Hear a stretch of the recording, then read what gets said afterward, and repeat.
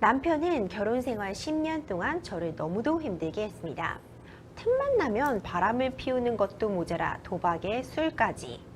참다 못한 저는 남편과 합의 이혼을 했는데요. 두 아이를 키우는 제가 아파트를 갖고 양육비를 받기로 한 후 이혼을 했습니다. 그런데 3년 사이 집값이 2배 이상 뛴 건데요.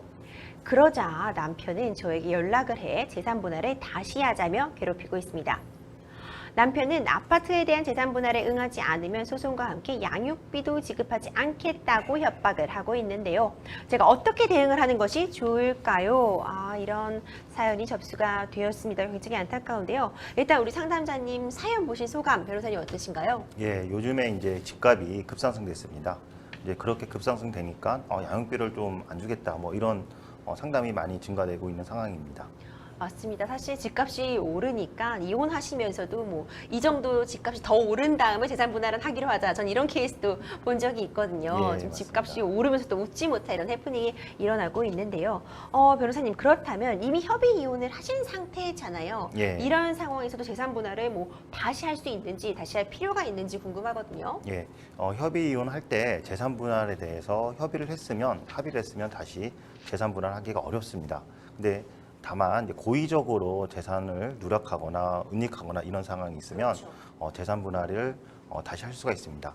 그런데 이제 상담 주신 분 같은 경우에는 합의 이혼한 이후에 지금 3년이 지난 것 같습니다. 네. 그런데 이혼에 의한 재산 분할 청구는 소명시효가 2년입니다. 그렇기 때문에 지금 2년이 지났기 때문에 다시 재산 분할에 대해서 응할 필요는 없습니다.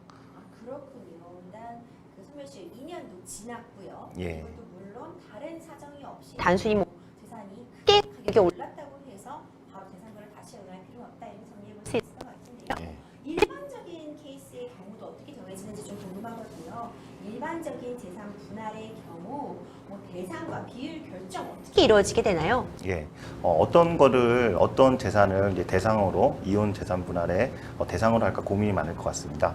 원칙적으로 살펴보면은 공동으로, 그러니까 부부가 혼인 생활을 하면서 공동으로 이룩한 재산이 재산 분할의 대상이 됩니다.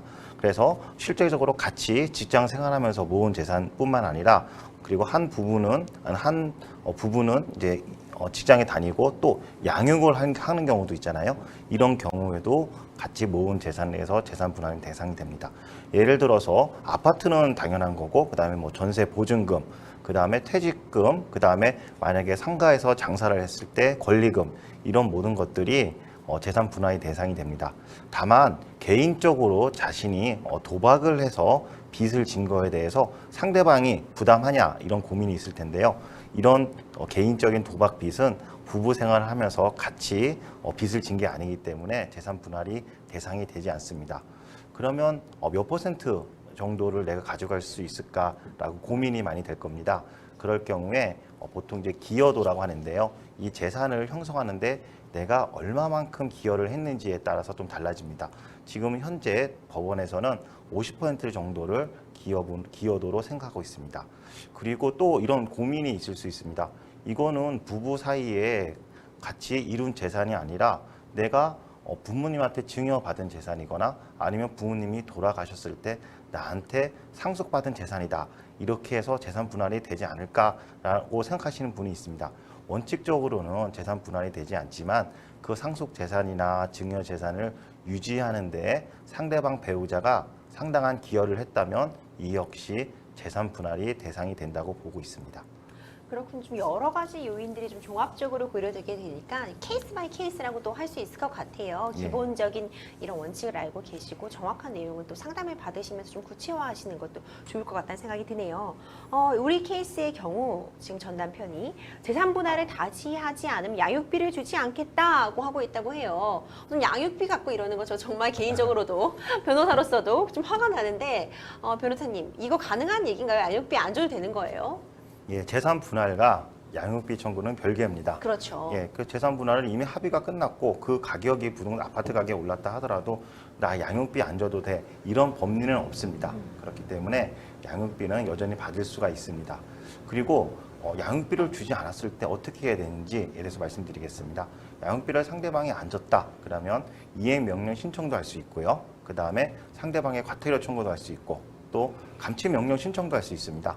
감치 명령이라는 거는 그 양육비를 줘야 될 사람이 양육비를 주지 않았을 때 이렇게 구속되는 걸 말한 겁니다. 그래서 이렇게 감치 명령 신청도 할 수 있고 또 그 사람이 상대방이 양육비를 부담해야 될 사람이 통장이나 월급에 대해서도 압류 추심을 할 수가 있습니다. 그리고 부득이하게 자신이 합의할 당시, 그러니까 양육비를 합의할 당시에는 이 정도 경제 능력이 됐는데 그 이후에 경제 사정이 어려워서 양육비를 못 줄 상황이 되거나 적게 줄 상황이 있을 수가 있습니다. 그럴 경우에는 양육비 변경 신청을 할 수가 있습니다. 실제적으로 2019년 부산법원에서는 기존에 50만 원의 월 양육비를 월 80만 원으로 인상한 사례가 있습니다. 이렇게 경제적 사정이 자신의 수입에 대한 사정이 변경돼서 인정되는 상황이 있을지 모르겠지만 지금처럼 아파트 가격이 오른다고 해서 양육비를 안 줘도 된다 이런 법리는 없습니다. 그렇군요. 지금 변호사님이 설명을 좀 해주셨지만 이제 양육비라는 게 내가 얼마 받을 수 있는 거냐, 양육비가 어떻게 정해지는 거냐 이런 부분 궁금해하시는 부분들도 정말 많거든요. 양육비 산정 기준도 한번 설명해 주시면 도움이 될 것 같습니다. 예. 양육비 산정은 판사가 자기 임의대로 하는 게 아닙니다. 어느 정도 산정이 될지 기준을 정해놨습니다. 여러분들께서 서울 가정법원의 사이트에 들어가셔가지고 양육비 산정 기준이라고 치시면 양육비 산정 기준 표가 나옵니다. 여기에서 이제 2인 기준으로 자녀 2인 기준으로 해서 표가 이렇게 산정되어 있는데요. 거기에서 이제 도시일 경우에는 좀 더 가산되고 농촌일 경우 좀 감산되고 또 그리고 만약에 자신이 개인 회생 중이었다. 그러면 양육비를 좀 덜 내고 만약 개인 회생이 종료됐다. 그러면 좀 더 가산되는 이런 첨삭 요소가 있습니다. 그래서 양육비 산정 기준표라고 있습니다. 그 기준에 따라서 양육비가 산정되게 됩니다. 그렇군요, 변호사님. 마지막으로 우리 상담자님께 좀 조언 한 말씀 해주시면서 정리해 주시면 될 것 같거든요. 예, 재산 분할을 할 때 이미 합의됐기 때문에 지금 같은 사안의 경우 2년이 지났기 때문에 재산 분할을 다시 요구할 수 없습니다.